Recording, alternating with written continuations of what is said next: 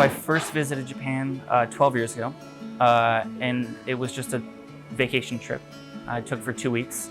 I wanted to get out of California and experience somewhere else in the world.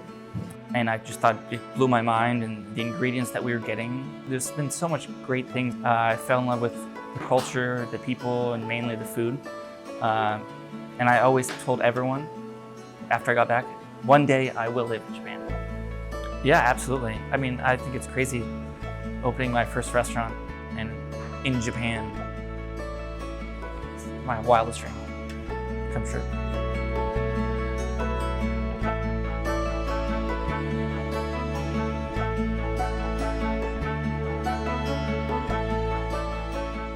Avocado toast is like a very California essential type thing. It's very enrooted to where I'm from.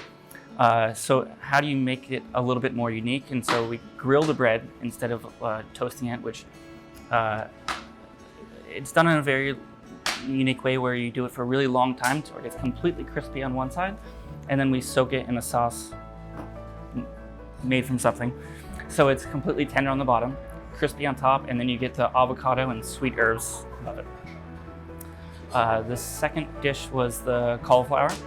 The cauliflower is basically cooked over the fire for 3 days. And during the cooking process, it gets a little bit crispy on the outside. And then because it's hung above the hearth where we cook everything, you get this unique smokiness from all the drippings from like cooking the chicken and the venison and the beef and vegetables. So you get a real meaty flavor with it still being just a vegetable dish. The third one that we made today was the whole smoked chicken. So first we brine the chicken for a day, which makes it really juicy on the inside. Then we smoke the chicken, cold smoke. And then what we do is we actually dry the outside, just the skin of the chicken, and that takes another day. And then when you go to grill it, it'll get super crispy on the outside and it'll still be juicy on the inside. And then the last one we did was the caviar dish. So I came up with this idea. Someone presented me tonburi, which is called field caviar. So I'd never heard of it. We don't really have it in the United States. I thought, how can you make tonburi, field caviar, taste like real caviar? And again, fitting to our restaurant of being approachable and not being super within everyone's price range. And then we'd serve it with potato galette and bellinis and house-made sour cream and red onion, which are like the really traditional accoutrements to how you would serve caviar. So my name is Tyler Burgess. I am the executive chef at Smoke Door Restaurant in Yokohama, and I'm from California.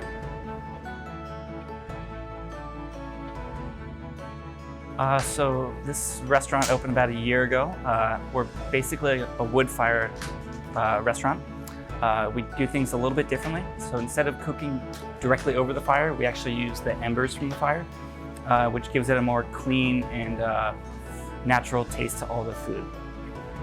And so the idea behind this restaurant was how to take everything I learned from working with these great chefs and kind of transforming what you would think of casual cuisine and using the same techniques, but in a more approachable, more casual setting. And I like to take the techniques that I've learned at all these restaurants, working for all these great chefs, and applying it to like everyday, not everyday, but like how would you make a tomato salad better than an everyday tomato salad? What everyone would think of tomato and lettuce and cheese and whatever. Taking certain techniques that I've used to infuse it with different flavors or play with different textures and just do everything that we would in all these Michelin star restaurants. Preparation-wise, do it the same, but then serve it in a more casual way.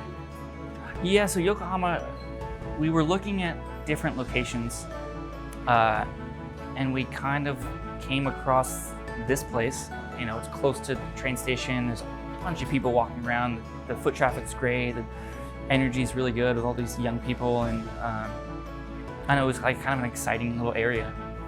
And we just thought, yeah, this is the spot. It's got everything that we want. I am extremely lucky. I'm super lucky that the staff here is amazing. The people I work with, the people that worked so hard to set the restaurant up and again help me build up this whole place. I'm so fortunate and lucky to have all of them, and it's so far worked out very well. So.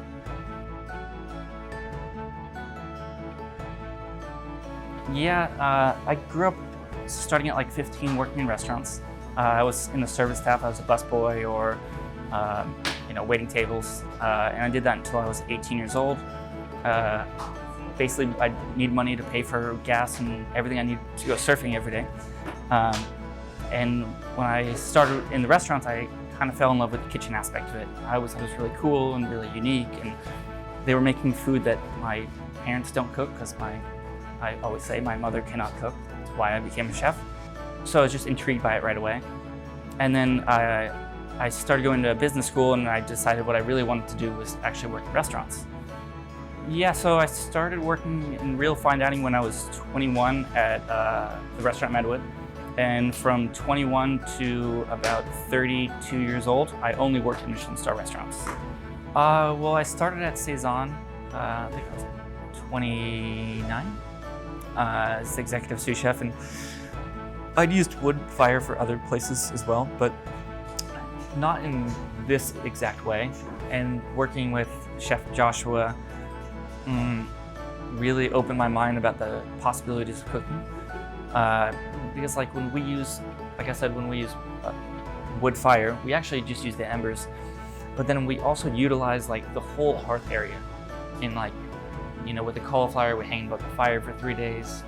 The wakame we put above the fire in these baskets and dry things out. We do daikon, wakame, and beets that we cook for 3 or 4 days above the fire. And you can utilize it in so many different ways that you wouldn't normally think of just grilling something. Normally people think of grilling something as you're putting it right above the fire and it's getting black, char, and it's done completely differently, and that really opened my mind to the possibilities of how versatile using wood is.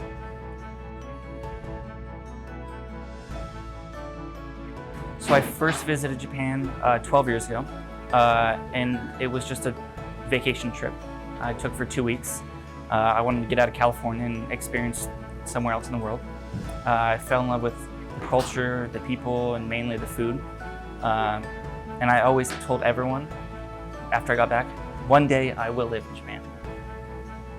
And no one believed me, because that's a really difficult thing to do, is move to Japan, especially not knowing Japanese. And then I did the dining out event 3 or 4 years ago.